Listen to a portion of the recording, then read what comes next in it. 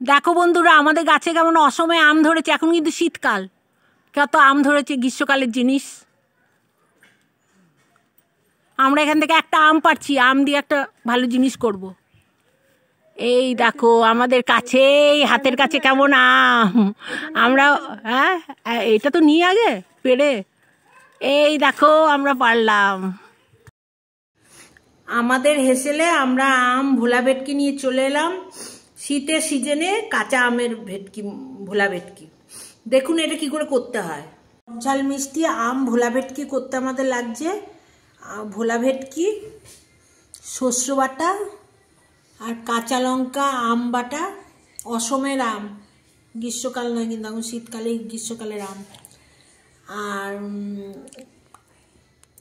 চিনি, নুন, হলুদ, লাল লঙ্কা, আর ফোড়নে লাগছে গোটা শুকনো লঙ্কা আর শস্য, আর অল্প তেল। কী করে রান্নাটা করি দেখবেন, চলুন। কড়াইতে তেল দিলাম, তেলটা গরম হয়ে গেছে।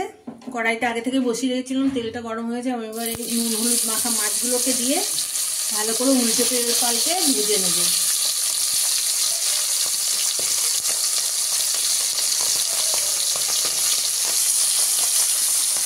মাছটা আমরা উল্টে নিলাম, ওই পিঠটা ভাজা হয়ে গেছে, এবার পেছন পিঠটা আবার ভাজা হচ্ছে।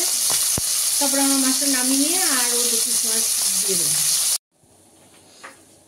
মাছ ভাজা হয়ে গেছে আমাদের। তারপরে যতটুকু তেল বেঁচেছে ওই তেলে আমরা শুকনো লঙ্কা এটা দিয়ে দিলাম। শুকনো লঙ্কাটাকে একটু উল্টে পাল্টে নিয়ে তারপরে শস্যটা আমরা দিয়ে দেবো, 1 চিমটি শস্য, যতটুকু লাগবে। শস্যটা আবার ফুটে উঠবে, একটু ভেজে নেব।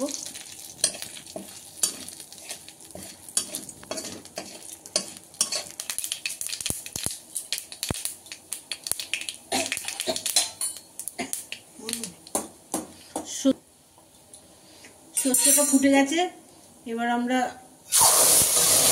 কাঁচা শস্য দিয়ে একটু জল দিয়ে দেবো।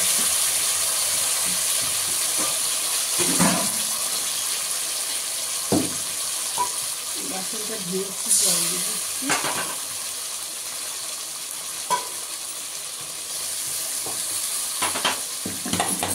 নুন হলুদ লঙ্কা দিয়ে দেবো। লঙ্কা দেবো, নুন হলুদ।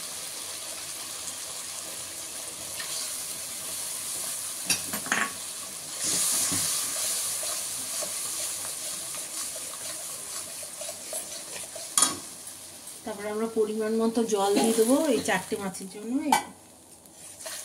একটু ফুটে উঠলে তারপরে মাছটা দিয়ে দেবো।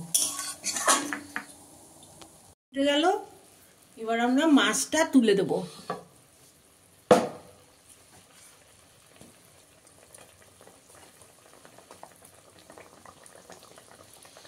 আম ভোলা ভেটকি বন্ধুরা, যা টেস্ট হবে না, সুপার ডুপার।